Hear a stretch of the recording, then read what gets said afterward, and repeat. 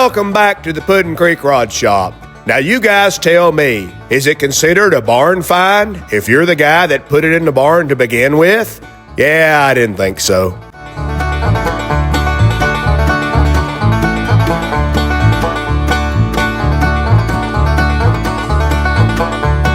Now it's my contention that a 1937 Chevrolet Coupe was one of the most beautiful body styles ever designed from the fat-fendered 30s era. I don't care if you're a dyed-in-the-wool Ford man. I don't care if you think a 40 Ford Coupe is the best-looking coupe ever built. You'll have to agree with me, a 1937 Chevrolet Coupe is right up there with it. As a matter of fact, I'm going to go ahead and say it. I like a 37 Chevrolet Coupe better than a 40 Ford Coupe. Now, how do you like that? I said it. Now, you're probably asking yourself, why in the world are you guys dragging the 37 Chevrolet out into the sunlight? Are you going to load that big trunk down with blinker fluid and make a run? No, that's not it. Are you going to let all the neighborhood kids climb in it and hook the tractor to it and just drag them around the farm like a hayride? No, that's not it either. You see, we're just moving this one out of the way because in 2026, we're going to start on a brand new project that you guys have never seen us work on before, and we got to make room for that right now. Now, this new project, it's kind of a top secret right now, but I'll be letting you know there in the first of 2026, and this is going to be a really traditional build. This is going to be 1940s style hot rod. I mean, this one's going to be fun. Now, we're going to continue to work on the bad coupe. As a matter of fact, we're going to get back to work on that today, but also in 2026, along with the bad coupe, we got a brand new project coming to the channel. This is going to be a good one. Now, I pulled the new X-Member out from under the bad coupe so I could do the final grinding on it and a lot of sanding and shoot some black paint on it. But when I got it out, I decided there's one more little fabrication job that we need to do on it. Now, I hear you. You're saying, Puddin' Creek, doggone, you ain't got that cross member done yet? You're homesteading that job. Put a mailbox up. Now, I'm with you. I understand this cross member is taking way too long. But you got to think, this cross member is the rigidity of the whole frame. It's the structural integrity of the whole frame and therefore the whole car.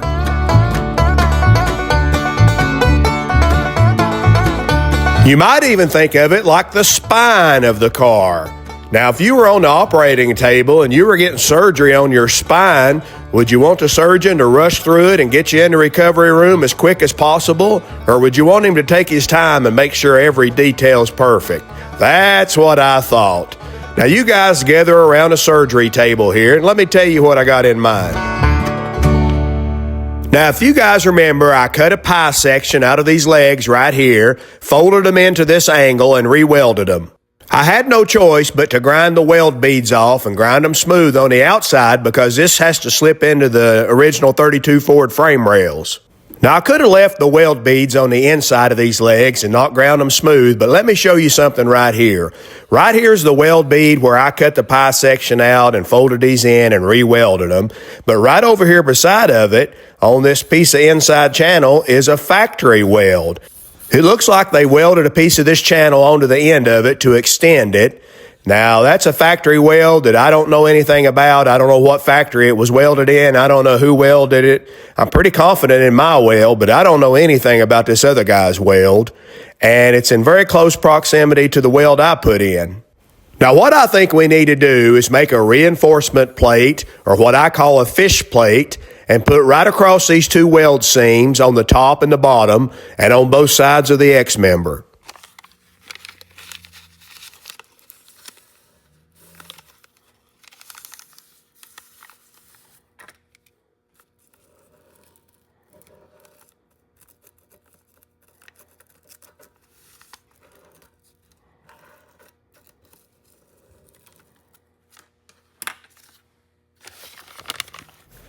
Now you're probably saying, Puddin' Creek, don't you think you're going a little overboard on this whole thing? I mean, is there a reason that you think these welds won't hold on their own? Well, yes, there is. And right here's the reason.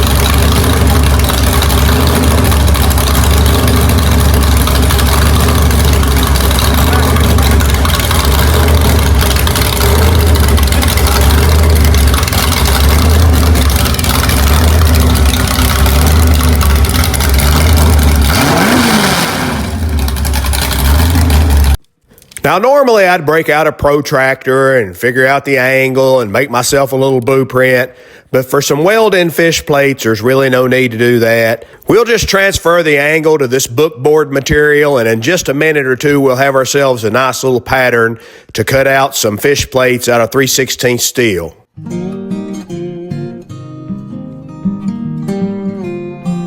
Now, if you guys ordered yourself some of this bookboard material to make patterns, let me give you a little tip. Instead of using a Sharpie, use a ballpoint pen and kind of mash down on it, and that kind of gives your razor blade knife a place to follow. It actually works really well.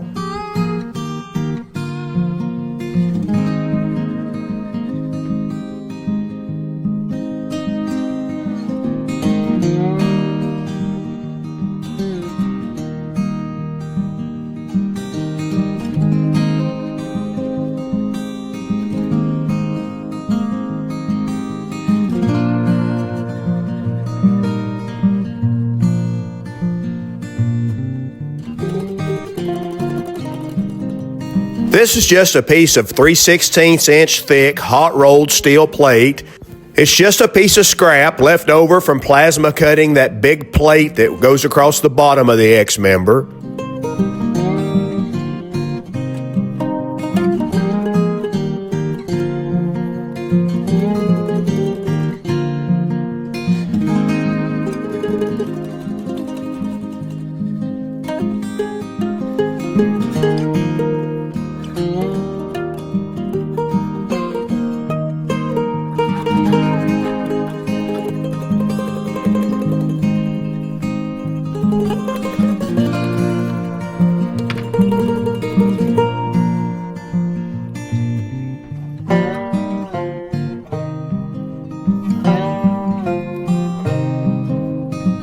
Well, I thought I could get all 4 pieces out of this one piece of scrap, but it looks like it's going to be a little too close.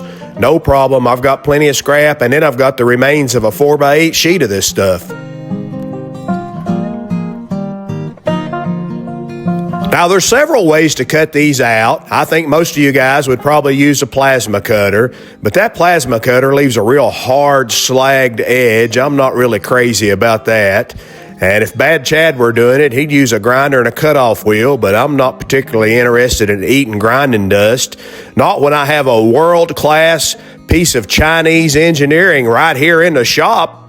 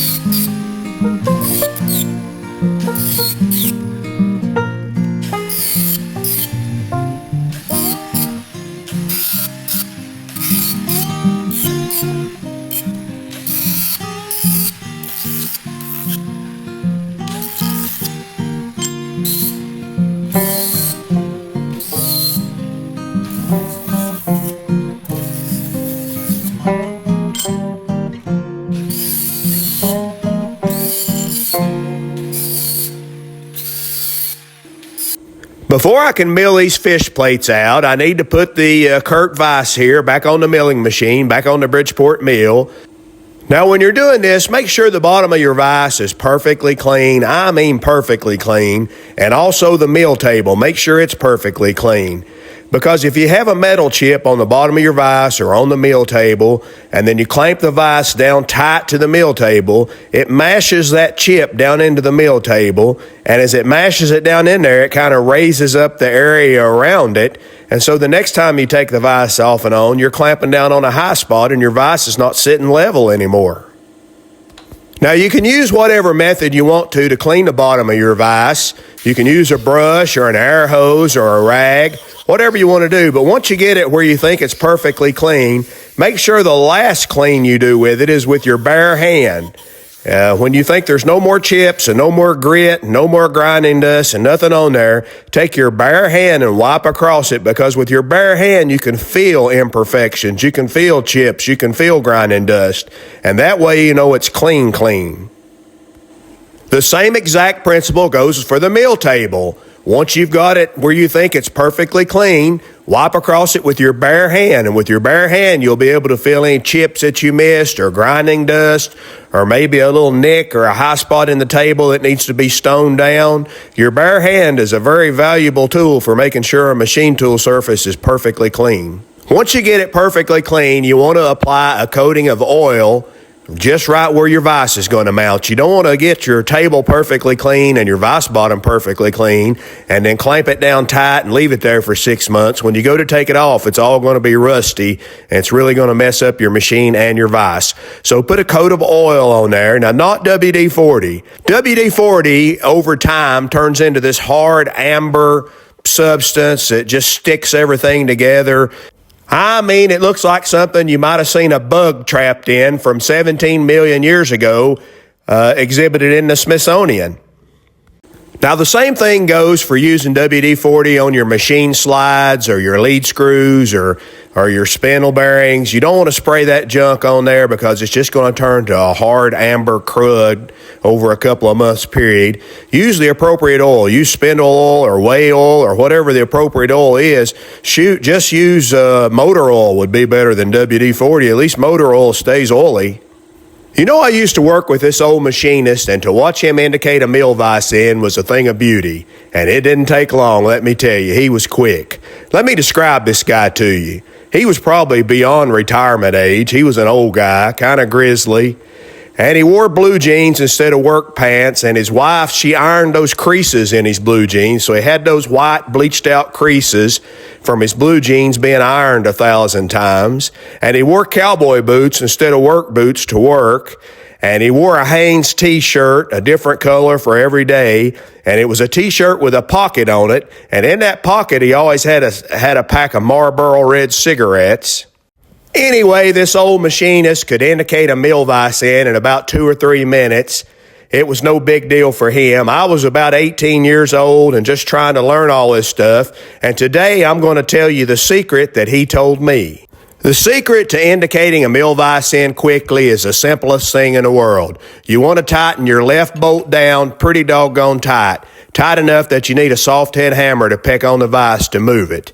And then you want to tighten your right hand bolt just barely tight. And that way you're using your left hand bolt as a pivot point. That's the whole secret. That makes it easy as pie. Now, what kind of indicator should you use to indicate a vise in? Well, you could use a Brown & Sharp best test indicator, but that's only 30 thousandths travel.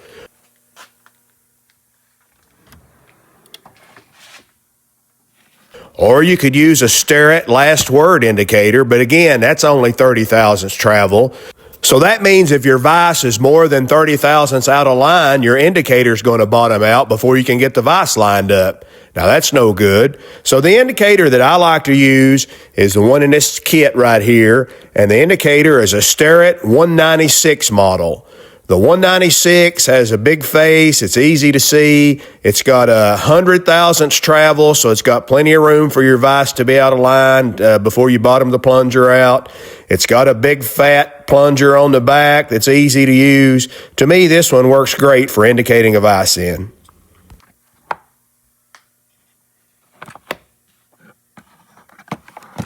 Now the 196 indicator has a 1/4 inch shank on it, so we're going to need a 1/4 inch collet, an R8 collet, to hold this in the milling machine. Just like we talked about on the mill table and the bottom of the vise, the taper on the collet needs to be perfectly clean. You wipe that off with your fingers. Also check the taper in the spindle because you don't want to mash a chip up in the spindle or the collet taper. Right there is a chip I found first time running my finger around it.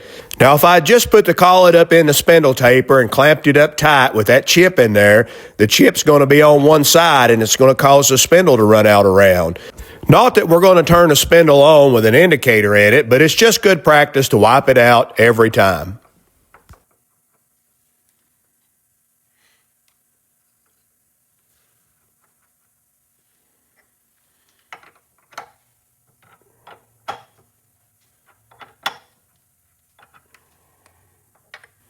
Now you always indicate off the solid jaw, not the movable jaw, and you want to wipe that solid jaw clean. You don't want to be indicating across chips. That's not going to tell you anything. Now we're going to start with the dial indicator all the way over to the left, and we're going to use the x-axis of the mill to dial the vise solid jaw back till it touches the indicator probe, and all the way up until the indicator reads 0. Now I'm going to crank the table over to the other side of the vise jaw and get a reading, and that'll tell me exactly how much out of line the vise is currently. Looks like it's about 26 or 27 thousandths too close to me on this side of the vise. So I'm going to take a brass soft head hammer and peck on the left hand side of the vise to knock that jaw back away from the indicator. Now, I guess if I was confident that my left-hand bolt, my pivot point, was holding that 0 for me, I could just knock it all the way to 0, but I'm not going to do that. I'm going to knock it part of the way, and then I'm going to run my indicator back across it and see if my 0 is still holding where I set it.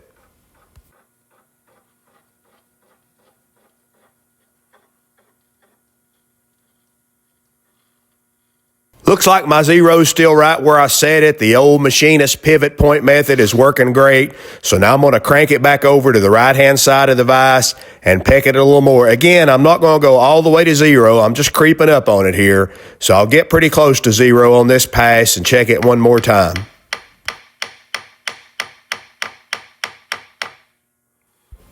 Right now, looks like we're within a couple of thousandths. We're really close, but we'll dial it on into perfect, or pretty near perfect. Now, it looks like my 0 point has moved just a tiny little bit, so I'm going to reach over here and rotate the indicator dial and set it back to dead on 0. Now notice I always have my 0 point at the left-hand side of the vise, and I always make my adjustments with the indicator on the right-hand side of the vise. If you start trying to make adjustments on both sides of the vise, it just moves all over the place and you never get to where you want to be.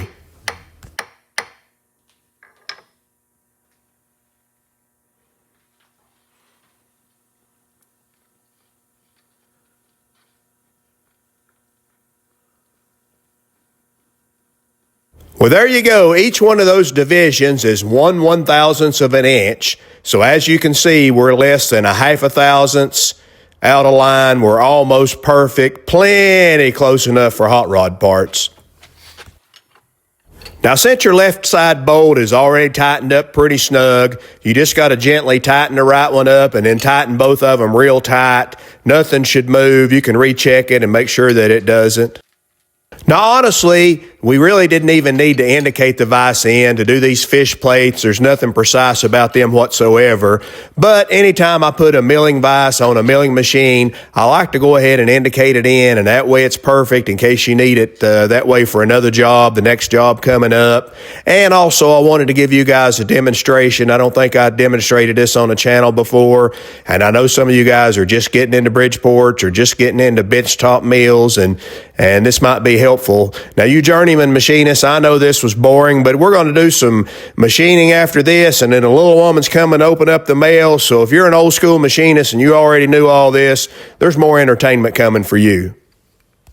Now, as you can see, I just rough sawed these out. There's nothing precise about the bandsaw work at all. Of course, I didn't have a precise bandsaw to work with, so that adds to it. But I didn't even try. I just knocked them out real rough because I knew I was going to gang them up in the milling machine and mill them off anyway. I need a parallel that's wide enough for them all to sit on, but that's short enough to fit down in the vise so they're not sticking up out of the vise too far.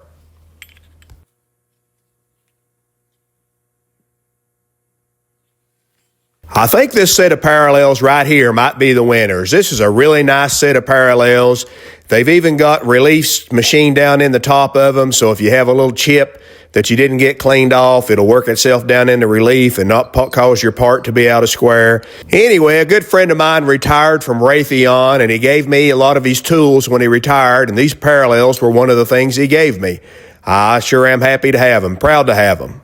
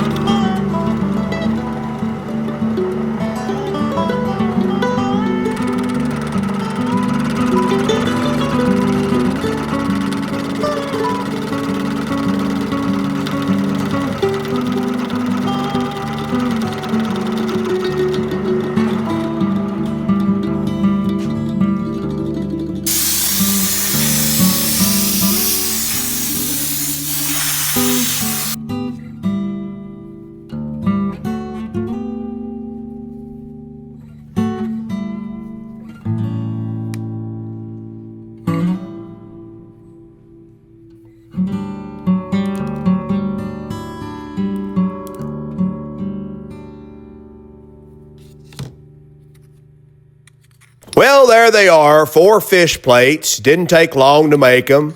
I didn't do any measuring or anything precise. I just machined them down to the layout lines on the very front one, and the rest of them came out just the same.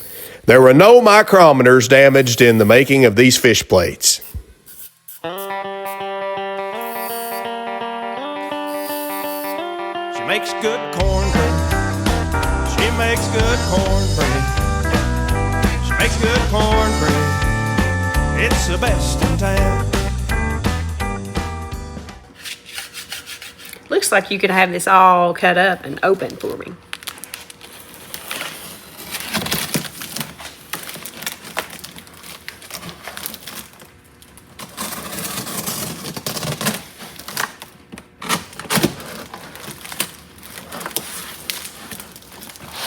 wonder if they make such a thing as a safety box knife, like a safety razor. Oh, shut up.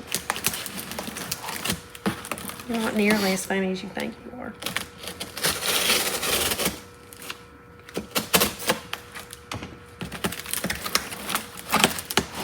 You gonna tell us who that one's from? Oh. Gary Patterson, Ohio. It says one of 2. We only have 1. Hopefully that will be a post office.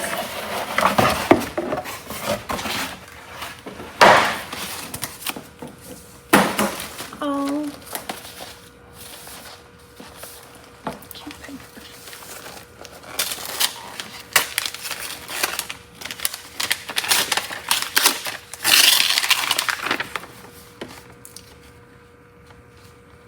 Deets Brothers chocolate and ice cream. Oh. Chocolate and ice cream. Just my size. Chocolate. Oh, that looks amazing. Just from the box. Yum.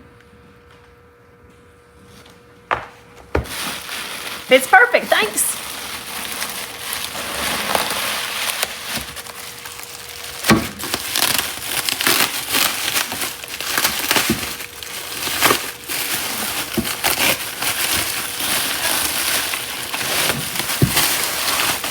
Oh my goodness, they stink though. Well, they smell like a hot rod. I guess. Old rocket. All right. Gasoline. I mean, it come off of an engine. What do you expect it to smell like? Perfume? I know it did. Woo, it's strong. That's pretty.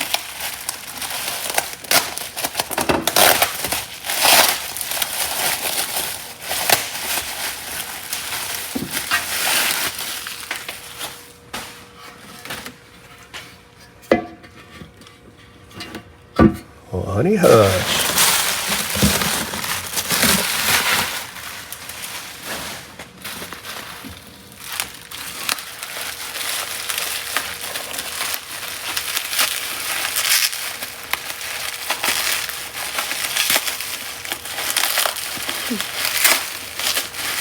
Childproof.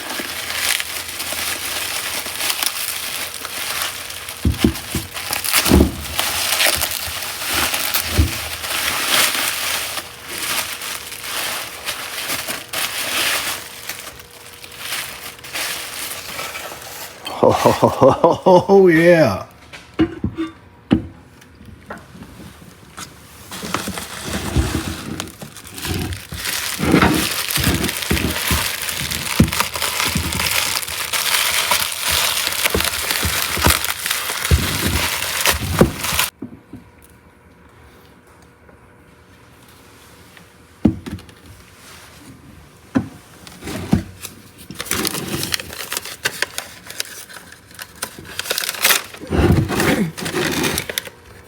Pudding Creek. Had this hanging in my shop for years. It's time for you to enjoy it as much as I did.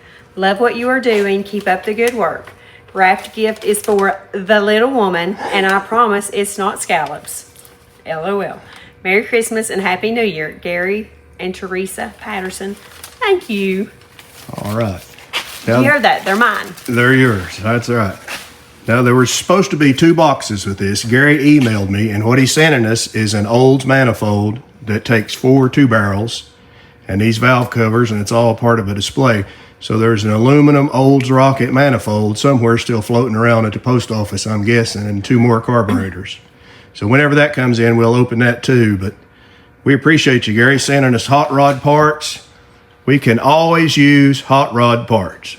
This is from Charlie York in South Carolina. Charlie York in South Carolina.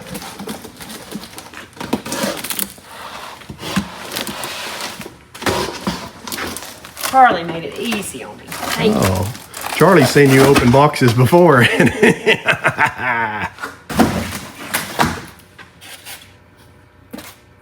Wow. Fancy.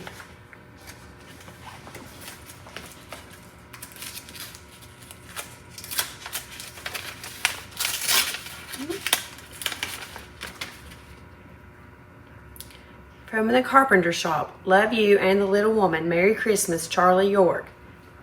Red Bluff, South Carolina. Wow. Fancy stuff. How about that? That is some nice work, Charlie. How neat. That is neat. Huh. Cool. Very cool. Thank you very much. We will hang that in the shop. We just got to find a place for it. It's nice. Talent. All kinds of talent.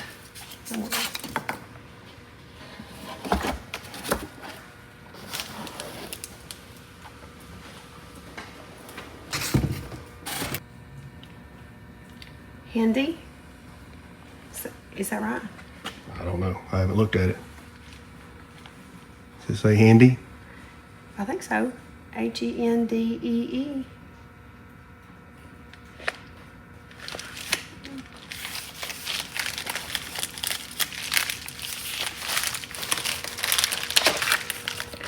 Oh, for mercy's sakes.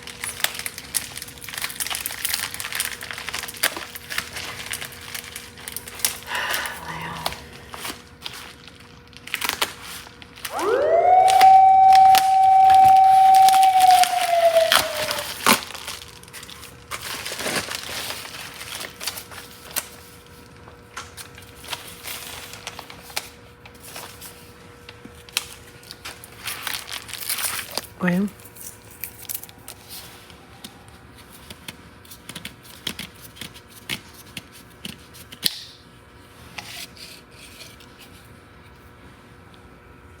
Oh, end meal.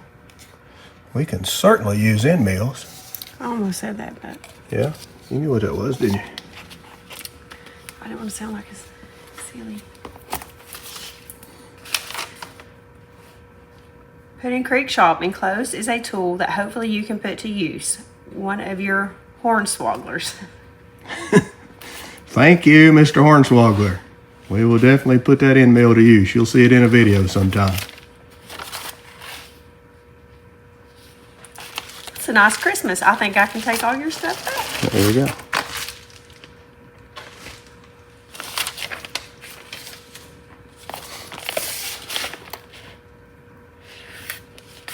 There's no name on this one.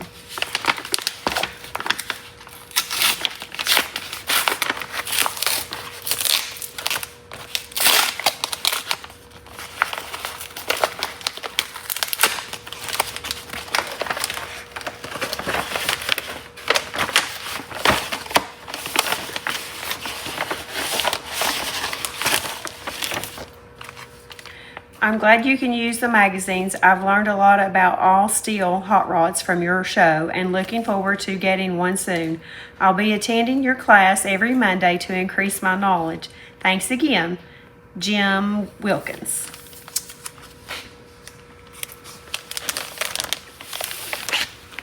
Oh, yeah. He emailed me. This is one of the Hot Rod Show Worlds that's got the bad coupe in it. And it's one that we don't have. We've got 2 or 3 versions of it, but we don't have that version. There it is. There's the bad coupe. See if there's a year on the front of that magazine. Does it say what year it was? Oh, 1976. Spring edition. Very cool. Thank you, sir. We appreciate that.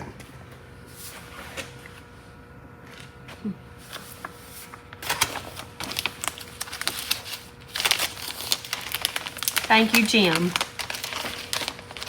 I'll let you put that.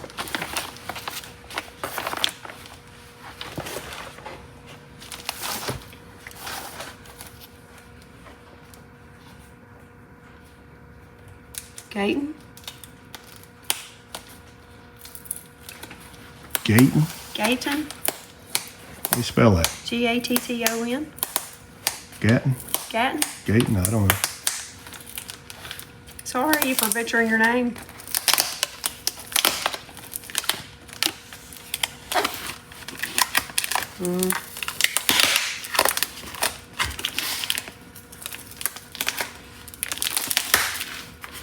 I see the game here.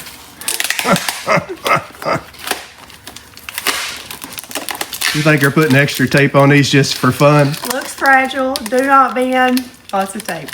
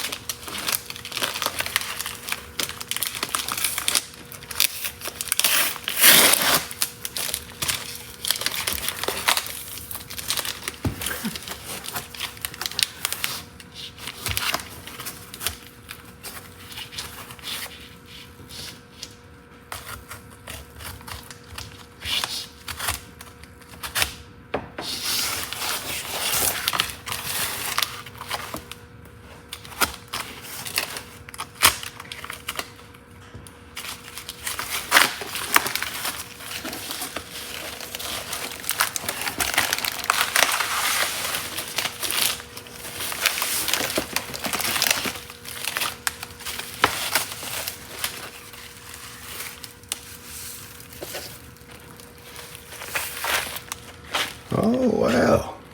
Danny Gatton. Danny Gatton was a famous Telecaster player. For people that don't know, you can Google him. He is one of the best Telecaster players probably of all time. And right there he is. How about that? And he also built hot rods. A lot of people don't know that. All right. I can't wait to listen to those. And yes, I do have a record player still. It's not ever been opened. Huh. Well, that is very cool.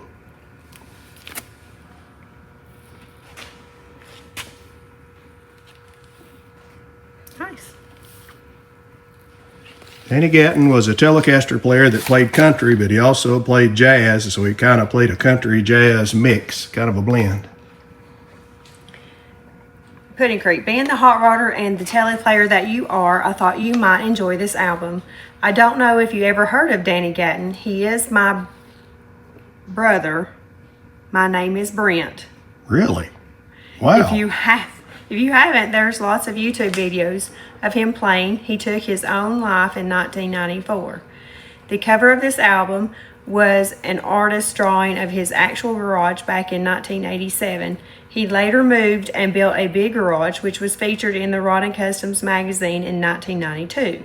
I think under the heading of the hot rods and garages of the rich and famous, something like that. At the time of his death, he owned a 32 Ford 5-window with a 392 Hemi, is that right? Yeah. And a Jag rear end, a 34 Ford panel, 327 turbo, 350, 9-inch. 9-inch rear end. A 33 Ford four-door sedan, all original, low mileage, a 56 Crown Victoria Custom, Yep. and a 34 1/2 ton truck. A Fender guitar made a Danny Gatton Signature Series Tele also. A little bit about me. I have a small restoration hot rod shop in Kingsale, Virginia, and I've had a couple of cars and magazines now of my own in the last few years. I too am a musician. I sing and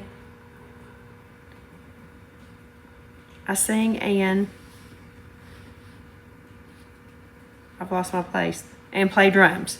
A lot of blues and rockabilly. If you care to correspond, he's giving you his number. That's fantastic. That is How super neat. cool. Danny Gatton was his brother. What about that? Now, if you'll remember, years ago, me and you and the kiddo went to a guitar show in Asheville, North Carolina, and we got to hold one of Danny Gatton's guitars. You remember that? If I can find a picture, I'll insert it in the video right here.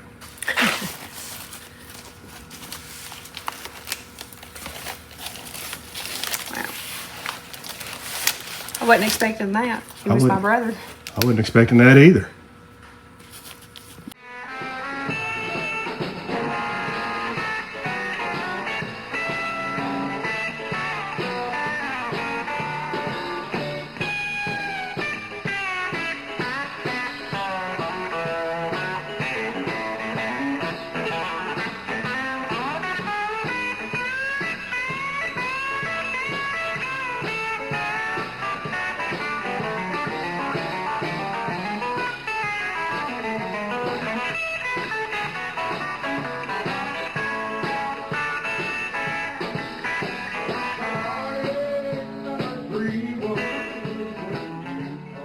All right, this is the one everybody's been waiting on. Tell them who it's from. This is from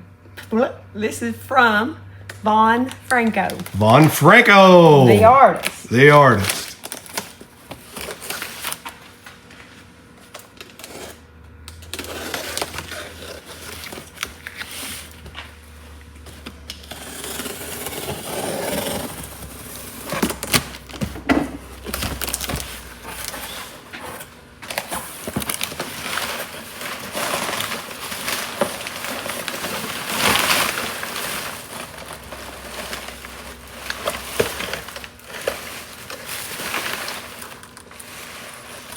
Oh, he sent an extra picture. Yeah? It's pretty cool. I know you're dying to see it. Merry Christmas to everyone at Pudding Creek Rod Shop. Von Franco. So, Oh, and he sent an extra drawing. in a drawing. How about, let's look at the drawing first. Christmas drawing, that's pretty neat. How about that? That is super cool. Man, that guy's talented. That's awesome. It is awesome. All right, let's see it. Son! Take it over here and hold it up next to the bad coot.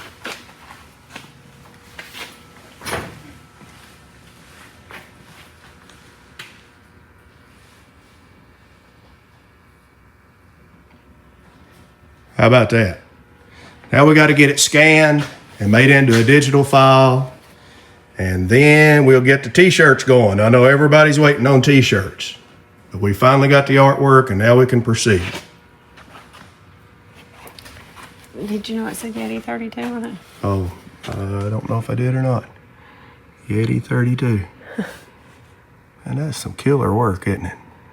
Got the bee getting sucked in the hat there.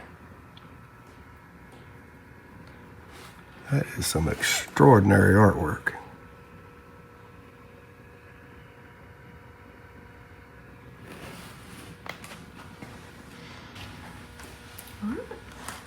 Off to races we go.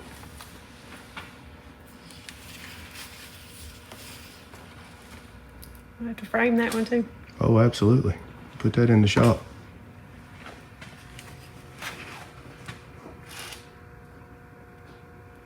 Absolutely, we'll frame that.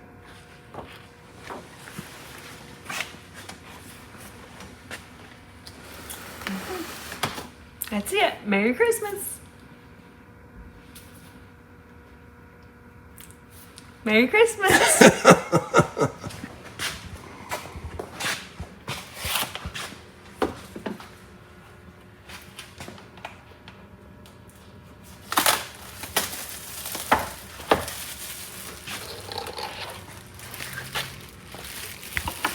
I've never heard of these brothers. Well, they look delicious. So it's just a surprise. You don't really know what you're doing. Well, I bet that's got rock stuff in it. Rocks? Like, you know, toffee kind of stuff, maybe. Oh.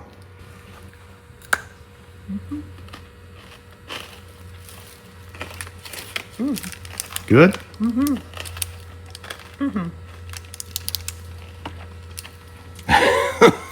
Really good, huh? It's really good. Yep. I recommend it.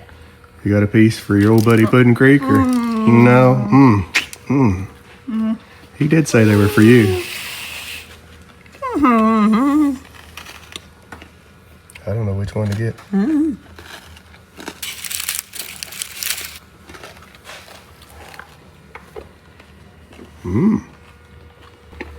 Those are really good. We'll have to have those. They're delicious. Thank you. Made in Findlay, Ohio. This was where they were from, right? Ohio. It's really good.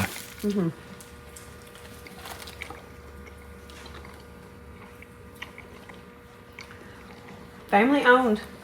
3rd generation. Thanks. I'll take those back with me. Okay. Okay, welcome back to day 2. I went to the post office and they had the missing box and another piece of mail.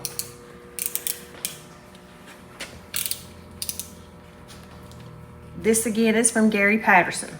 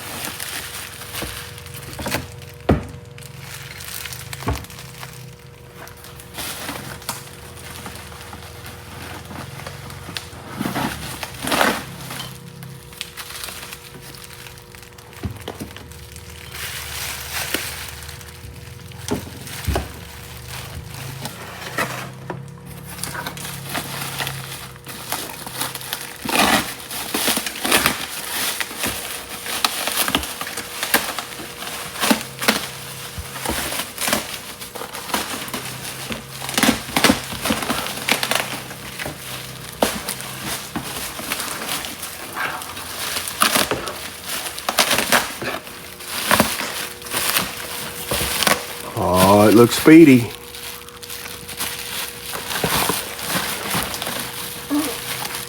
Well, I thought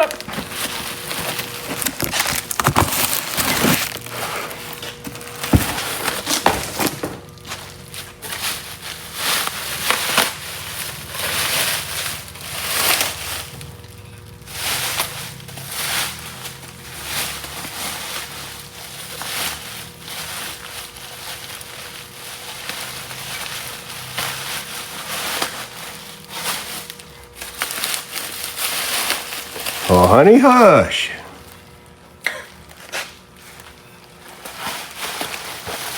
Aluminum, speed parts.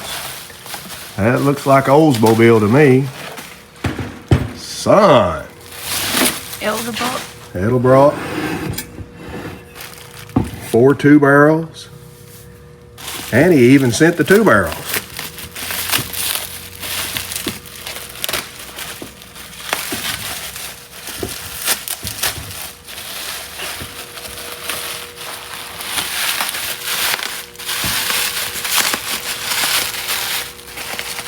cleaned them all up. Nice for you. Yeah.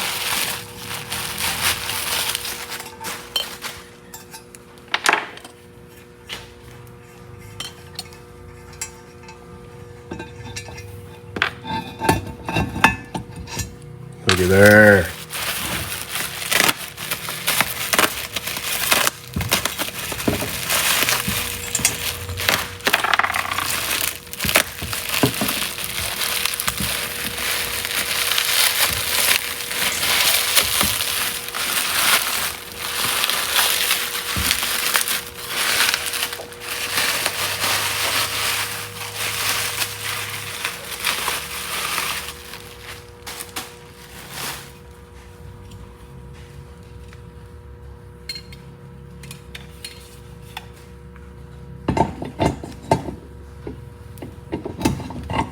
Look at there, boys, like she's been building engines her whole life. That's right.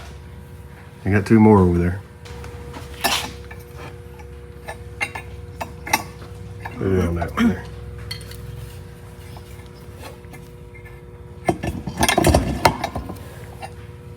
Here you go, yeah, take that bolt out. Or nut, stud. I mean, we'll put her to work today, boys. All she needs is a red shop rag now.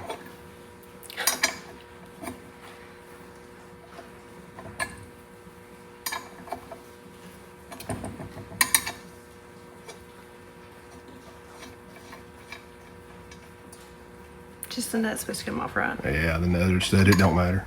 You can take them both off. If a stud comes out, that's fine.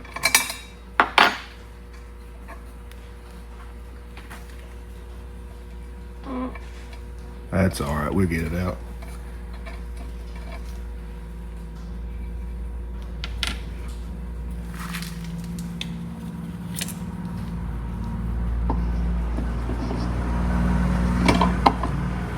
I mean, would you look at that?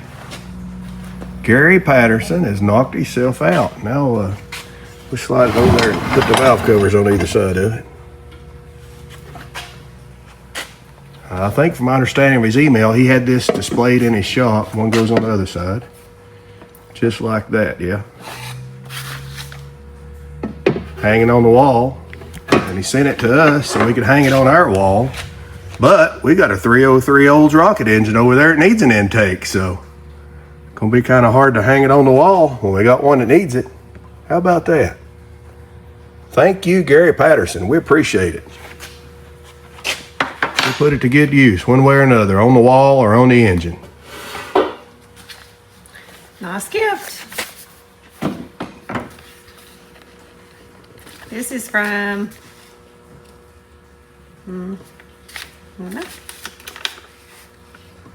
Merry Christmas, Pudding and Missy from Sky King. Perry, Penny. I can't. I don't have my glasses. Sorry.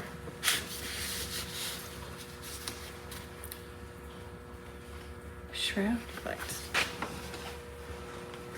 Oh, another little book. We love little books. And that's got a cool Chevy right there on the front of it. How about that?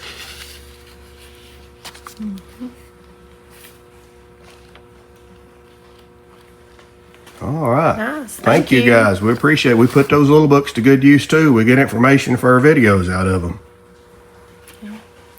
Well, I said Merry Christmas last time. I think it'll be New Year's, so Happy New Year's. Or any kind of cool air cleaner. These right here look pretty kind of dragster looking. So you get these frog, I've only got one, but you get these frog scoops and put on there. Now if you had 4 of them, that's a mean looking setup. Mm-hmm.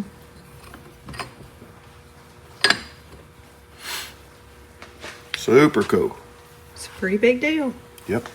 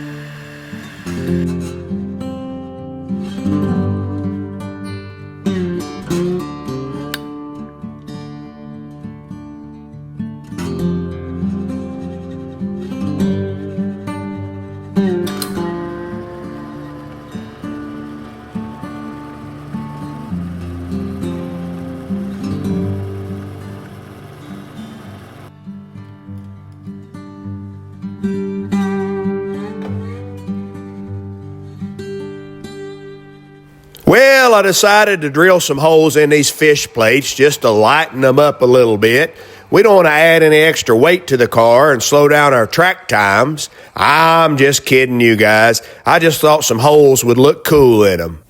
Now, over the years, I've seen guys stare at countersinks and end mills and drill bits, just looking at them, trying to decide if they're dull or if they're sharp visually. Well, that's not the way you check a cutting tool to see if it's sharp. You check a cutting tool just like you would check your XX case knife. You run your thumb across the blade and feel the sharpness of the blade. Same thing on a cutting tool for an end mill or a countersink. Run your thumb across the cutting edge and see if it feels sharp, just like a knife blade.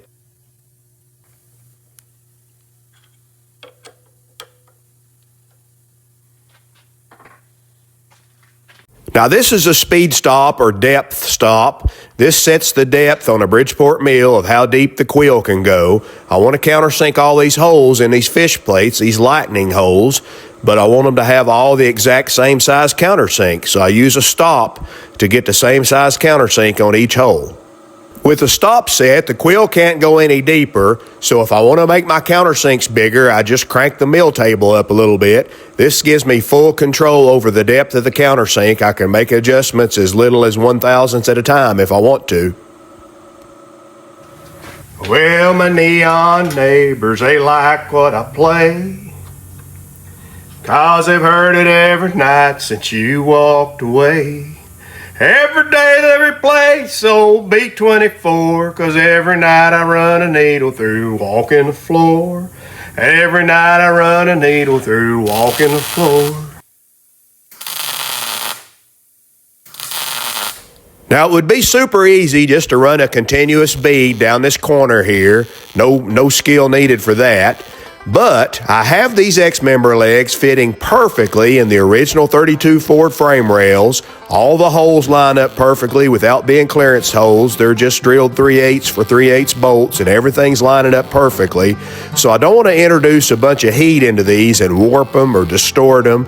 I want to keep everything just like it is. So I'm using this spotting method. I don't know what the official name of this is, but I hit it with a good spot weld, burn it in good, and before the red glow goes out of that previous spot weld, I go ahead and hit it with another one that burns right into the previous one.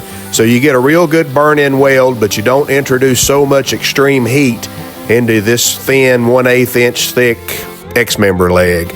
And as soon as I get done welding, I'm going to blow the weld down to cool it down. I'm trying to minimize the heat. Well, that's our show for this week. We appreciate you guys stopping by every Monday to see what we're working on. Now, next Monday is going to be a very special episode. We're going to have a special guest next Monday, and this special guest is going to be telling us all about a brand new project that we're going to be working on at the Puddin Creek Rod Shop this year. You don't want to miss this episode, let me tell you. Now, if you want to get yourself a Puddin Creek t-shirt or maybe a Breaks Over sticker to stick on your Mama's Moonshine Steel, well, just head on over to puddinCreek.com and the little woman, she'll ship it right to your front door. Take a minute and leave us a comment if you enjoyed today's show. And as always, don't forget to subscribe if you haven't already.